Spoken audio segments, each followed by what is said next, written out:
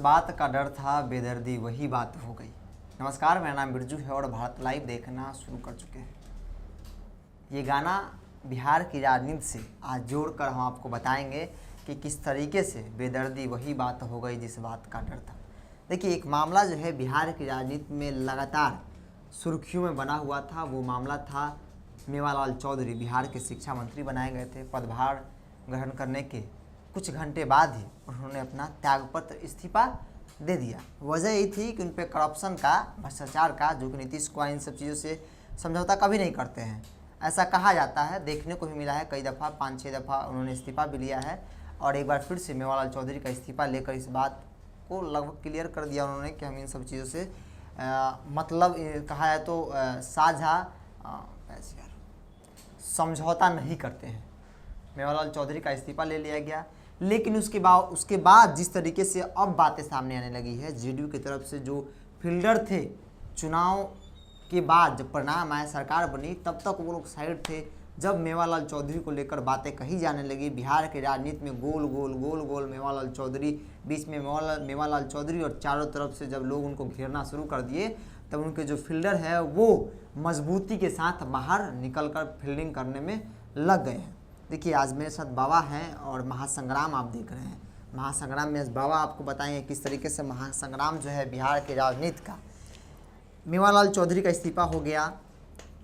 अब जो है लगातार नीतीश कुमार ने अपने फील्डर, जो इनको कहा जाए तो अंडरग्राउंड कर दिया गया था, वो सभी लोग बाहर आ गए हैं। बिरजू, सबसे बड़ी बात है कि ये सब बातें तो आम जीवन में, राजनीति में ये सब चलते रहता है। उन सब बातों का बहुत ज़्यादा चर्चा करना अब उस पर कोई प्रासंगिक नहीं है।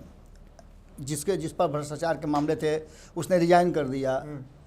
कुछ लोगों पे भ्रष्टाचार के मामले हैं, वो क्या करेंगे वो सरकार समझे। लेकिन सबसे पहले जानना ये जरूरी है कि हर युद्ध का एक तरीका होता है, एक नियम होता है। बिना नियम के न कोई खेल होता है, न कोई युद्ध होता है। हर युद्ध चाहे जैसा भी हो।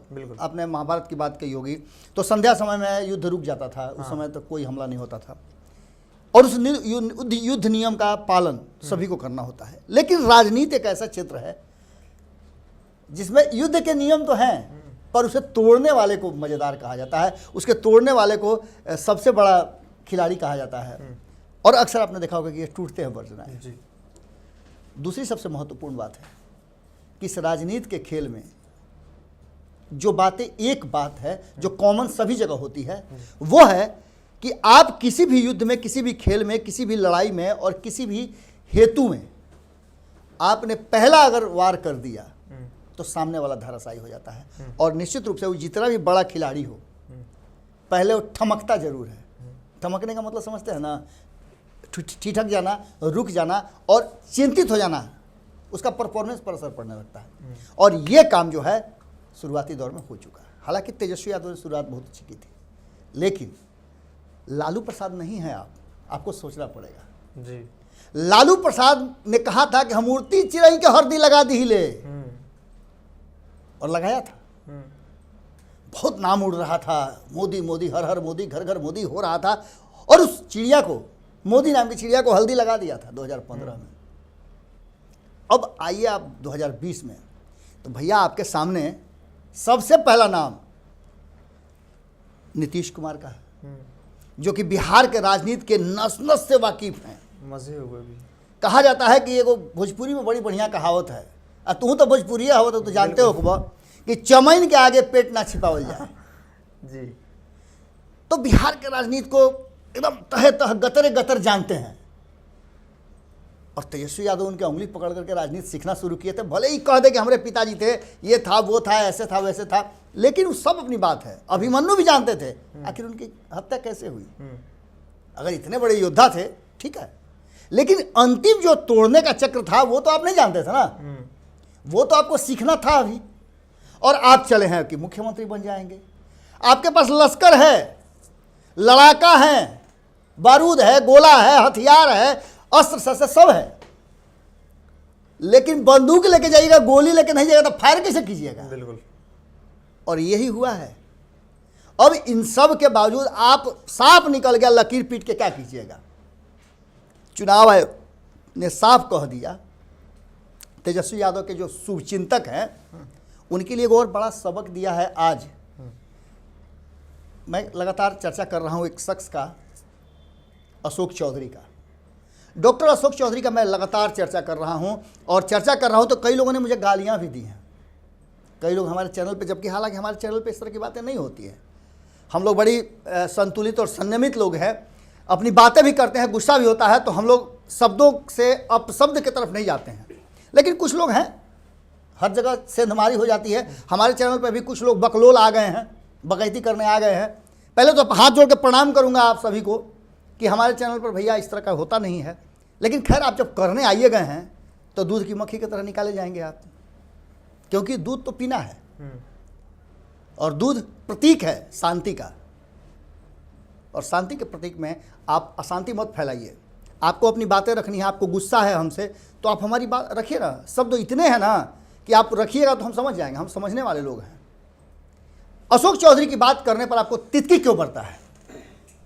आज अशोक चौधरी ने तो सब दिखा दिया।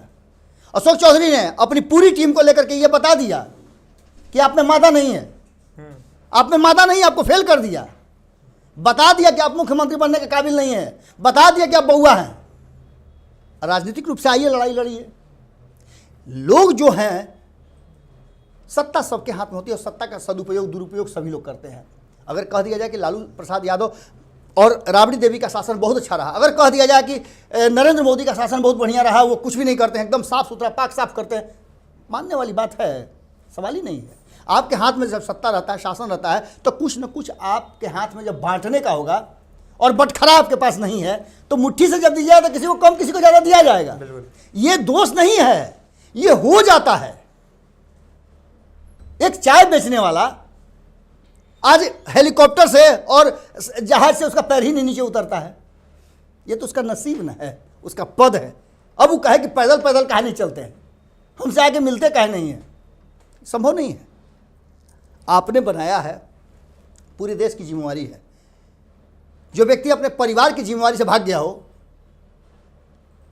घर छोड़ दिया हो, उस आदमी को राष्ट्र की जिम्मेवारी मिली है तो निश्चित रूप से करेगा। अब स्थिति यह है कि जो चीज़ हम कहने के लिए आपके सामने आए हैं वो ये है कि तेजस्वी यादव पर बड़ी तेजी से हमला हुआ है, बहुत तेजी से हमला हुआ है, और इस हमले का जवाब शायद तेजस्वी यादव के पास माकूल नहीं है। अब उन्हें यह बात स्वीकार कर लेनी चाहिए कि उनका विपक्ष में बैठना, इंतजार करें, बहुत सारी बातें होती हैं। 2015 में आप सत्ता में बैठे थे, भाजपा ने इंतजार किया, भाजपा ने वो गेम किया, भाजपा ने आपके विरुद्ध एक षड्यंत्र किया, या फिर कहिए एक रणनीति बनाई, युद्ध कौशल किया, एक नीति बनाई, और युद्ध के नियम के हिसाब से आप पर चार्जेस लगाना शुरू कर दिया, आपकी जड़ें खोदनी शुरू कर दी। और निश्चित रूप से जब जड़ें खोदनी शुरू हो जाती है तो बड़ा से बड़ा पेड़ धराशायी हो जाता है।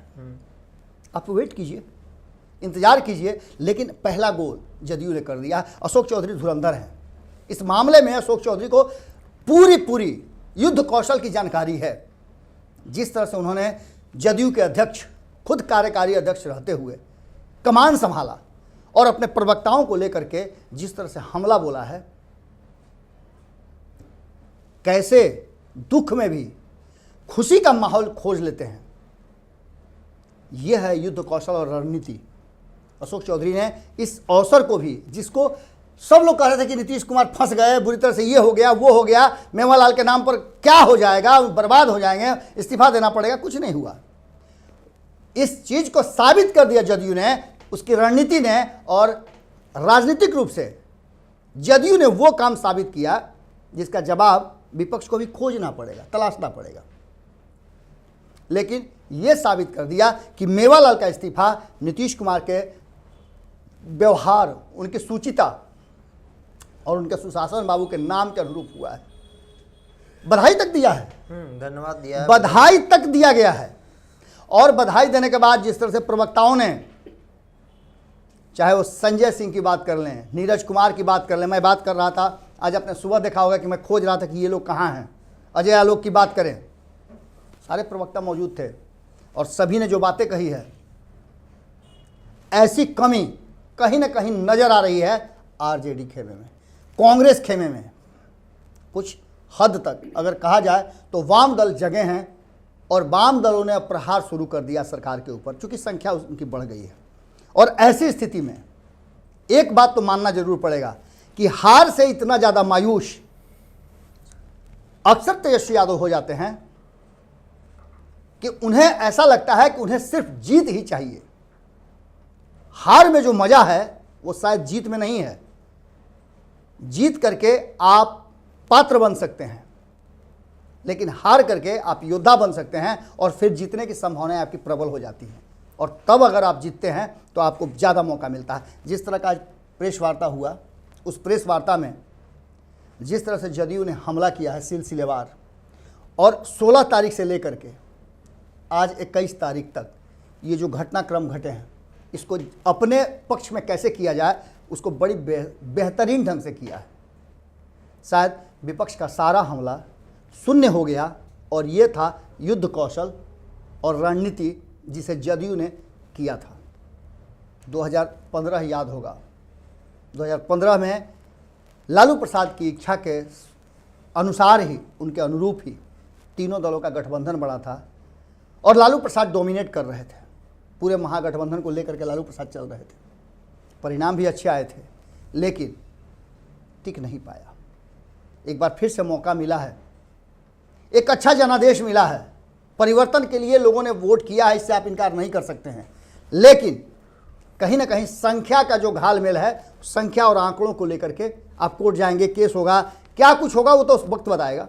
लेकिन चुनाव आयोग ने रास्ते लगभग बंद कर दिए हैं। चुनाव आयोग ने साफ तौर पे कह दिया है कि फेयर एंड फ्रेश चुनाव हुआ है, इस पर हमारी तरफ से कोई आपत्ति नहीं है और आप जब चाहें तो कर सकते हैं। लेकिन न्यायालय जाने की बात हो रही है, रिकाउंटिंग की बात हो रही है, अब देखना होगा कि इसका क्या परिणाम होता है। लेकिन एक बात तो तय है कि पहली जीत जिस तरह से लोगों के वोट के हिसाब से बहुमत का एनडीए को मिला, उसी तरह से पहली जीत के नाम पर अगर कहा जाए तो बहुमत से ज़्यादा जब योजनाएं और रणनीति के हिसाब से पिछड़ती हुई कही जा रही थी जदयू और एनडीए, उसमें नीतीश कुमार और उनके योद्धा बड़ी मजबूती से निकले हैं और निकले हैं। तो आप समझ के रखिएगा कि अभी लड़ाई बड़ी है, और आपको लड़ाई के लिए जितना ज़्यादा ताकत से, अगर 260 सभाएं करके आपने अपने कुनबे को मजबूत किया, 110 सीट पर पहुंचे, तो उससे ज़्यादा मजबूती से आपको आना पड़ेगा। और नेता प्रतिपक्ष के रूप में, विपक्ष के रूप में आपको नीतीश कुमार के हर एक्टिविटी पर बहुत ज़बरदस्त ढंग से छू बोलना पड़ेगा, हल्ला बोलना पड़ेगा। और आप ये चुप रह के नहीं कर सकते हैं, ट्विटर के माध्यम से नहीं कर सकते, फेसबुक के माध्यम से नहीं कर सकते हैं। आपको जनता और प्रेस के सामने आना पड़ेगा और चीज़ों को, तथ्यों को बड़ी बारीकी से रखना पड़ेगा। आरोप आप पर भी लग रहे हैं, उसका भी जवाब देना होगा। तो ये सारी बातें जो हैं वो अब खुल करके आ गई है कि आरजेडी और जेडीयू के बीच में, आरजेडी और जेडीयू यानी दो धुर विरोधी जो कुछ समय के लिए साथ में आए थे, एक बार फिर से आमने सामने हैं। और ये सरकार उसी पर टिकी हुई है। न तो भारतीय जनता पार्टी सरकार को टिका के रख सकती है, न ही इस सरकार को गिराने का कांग्रेस में और किसी और में दम है। जब तक नीतीश कुमार चाहेंगे ये सरकार चलेगी, और जब तक आरजेडी चलवाना चाहेगी तब तक चलेगी, ये बात भी पक्का है। तो चलिए इस खबर में इतना ही। नमस्कार। अगर ये वीडियो पसंद आई और वह बिहार के राजनीति और बिहारियत से सरोकार रखेनी तो सब्सक्राइब बटन दबा के चैनल के सब्सक्राइब कर ली। ओजे एगो घंटी बा, ओकरा बटन दबा देला से कुल सटीक और मारक खबर रुआ मुफ्त में मिल जाई। अगर रुआ पत्रकारिता के हमनी के नया प्रयोग में सहयोग कर चाहतानी तो ज्वाइन बटन दबा दी। पेटीएम नंबर नोट कर ली 9386816700। धन्यवाद।